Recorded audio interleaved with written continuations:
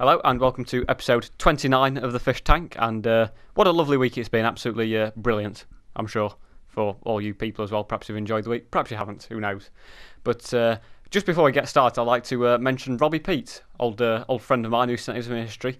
Apparently the other day he watched all of the Fish Tanks, watched all 28 episodes plus the 2 specials, which I think will have taken about 3 hours, so well done Robbie, big shout out to you because he did comment. So well done. As I say, you sat next to me in history, but that's a long time ago. Yeah, that's history, as you might say. So it's time for Apology of the Week, anyway. And on last week's show, I got a comment on Jimbo Studios saying that the show looked a bit rushed. Well, I think, to be honest, if you were doing the show, it would be a bit rushed because, let's face it, I was sat on top of a tank that I wasn't meant to be on, and a police car came past just before we started recording. So I really did kind of want to get off there as soon as possible. But anyway, there you go. And, right, well, for me to work on Jimbo Studios now, I've had to undergo a health and safety test, which involved a psychoanalysis by the Jimbo Studios resident psychologist. So this was done earlier on, and we're just going to show you the highlights package of it. So we'll cut to the highlights just now. Hello Fisher, now the psychoanalysis won't hurt you, so just relax and don't worry. Okay, alright. As you're a psycho, and this is analysis, does this mean that it's psychoanalysis? Does it mean you're some kind of psycho, or...? No, as I said, don't worry about anything. I'm just going to explore Freud's theories about id, ego and superego. Isn't Freud how people from Birmingham like their rice? No, and I'm meant to be the one asking the questions. Now, apart from the obvious question of what the hell you're wearing on your feet, I'd like to test your intelligence by checking to see if you know the definitions of some basic words. So can you please define the following words and places? The first one is alligator. Someone who accuses you of something. Marinade. A drink that's to be drank at weddings. Heathrow. A description of what a baggage handler does. Luton Airport. A description of what a baggage handler does. Propaganda. When you get a good look at something. Emotions. Going to the toilet over the internet. Psychological. Things that make sense, but only when you're riding a bike. Extractor fan. A former lover of farming equipment. Lactose. The effects of severe frostbite. Receptacle. When you give a playful welcome to the lady who works on the front desk. Rambling. Rapper style expensive jewellery for sheep. Biosphere. Purchasing a ball. Specimen. An Italian astronaut. Shambolic. A fake testicle. Can you complete these well-known proverbs and quotes? The first one is, I have nothing to declare except... 2 bottles of vodka, 600 cigarettes, 3 bottles of aftershave, and an Albanian immigrant. A fool and his money are... Welcome to bank at the HSBC. I have in my hand a piece of paper. So can someone please pass me a full toilet roll under the door, or else I might run out. The early bird catches... The 6:45 from Paddington Station. We will fight them on the beaches. We will fight them in the paddling pools and next to the swings as well. Now, I'm going to pretend to be in various scenarios. In each one, I'll seek your help. Can you, as the agony uncle, respond with your help and advice? So here's the first one. In my garden, there's a large wasp nest. How can I remove it? Would you take over television, switch it on, and make them watch Big Brother, and when the voice comes on and says, "Dear it's in the Big Brother house," hopefully all the wasps should leave. My children keep collecting rabbit droppings. Could they be useful to me in any way? Yeah, I'd say they probably can, as long as they stopped, collecting rabbit droppings.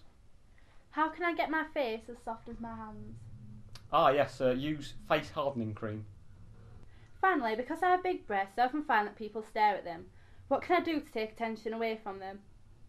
Sorry, what do you say? Never mind, I think I can now safely say that you're a too complicated case for me to deal with. There are just 2 more questions to go.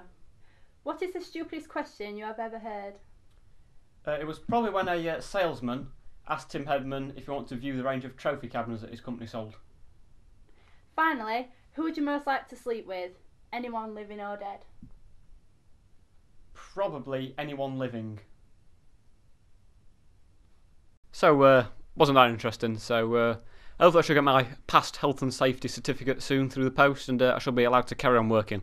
Because I'll be honest, I think this episode is not actually fully legal, but oh well, not to worry. Right, so it's time of the week for the Celebometer. And this was launched after I actually saw a genuine celebrity, Lord Sebastian Coe, in Loughborough train station. And I was at work on Tuesday in Morrison's. I was still on aisle 9 next to some plant food. And this man came up to me. He was quite tall, fairly podgy, but not too fat. He looked like he was perhaps a sportsman, but not a particularly fit sportsman. I then realised it was world snooker champion, or former world snooker champion, Sean Murphy, who lives in Rotherham. And he came in and asked me for some evaporated milk and tinned fruit cocktail. I took him round to where it was aisle 10, so that was all sorted out, and said goodbye. And I couldn't believe my luck seeing Sean Murphy. Went up for my dinner, I was on a Sean Murphy high, shall we say. Went back downstairs, and then put it into his trolley some Dolmio pasta sauce was Arctic Monkeys guitarist Jamie Cook. So in one day I saw two celebrities, and I'll be honest, I actually forgot to ask them to appear on the fish tank, so I was so on such a high. I just couldn't believe it. And then actually later on I thought I might see a third celebrity, because they come in threes, as people often say, but I didn't. The nearest I got was a conductor from Midland Mainline train service.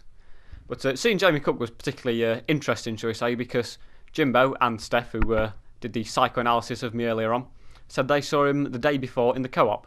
So I've seen him in Morrison's, they've seen him in the Co-op, my brother once saw him in the Asda. I mean, what's wrong with this man? Does he not have any form of supermarket loyalty? Or is he just like auditioning to appear on Supermarket Sweep at some point? So I've mentioned those three supermarkets. Other supermarkets are available, but don't go to Tesco's, they're not quite as good. So anyway, it's time to go to the headline of the week, which this week is Juvenile Court to Try Shooting Defendant. So come on guys, give him a fair trial first. He's up in the witness box, you can't just shoot him, and in court that is a crime. Particularly when you've got like a magistrate sat behind it, you're going to get sent down if you try and shoot the defendant. And he's also a juvenile, so perhaps he was a second chance. Could have had a hard upbringing, shall we say. So that's that. And then the quote of the week, this one comes from John Major, former Prime Minister and Conservative leader, who, let's be honest, got a bit of stick, but he did manage to win an election, which is more than anyone's done since from the Tory party. And he says, when your back's against the wall, it's time to turn around and fight. You're going to fight against the brick wall, that'd be the case, aren't you? I mean, come on. Surely anyone can work out, if you're going to fight, you need to stand forward and fight. I mean, all you've got to do, basically, is watch episode 22 to see a good boxing stance, where I showed at the start of the episode. Okay, so that's all for this week. And also, one thing that happened earlier in the week was that there was a big protest outside Heathrow Airport. And apparently the protest's been so bad that it could mean that some planes don't take off. But saying that with the state of British Airways, you wouldn't notice anyway, because they never take off. So there you go. I'll see you next week. Bye.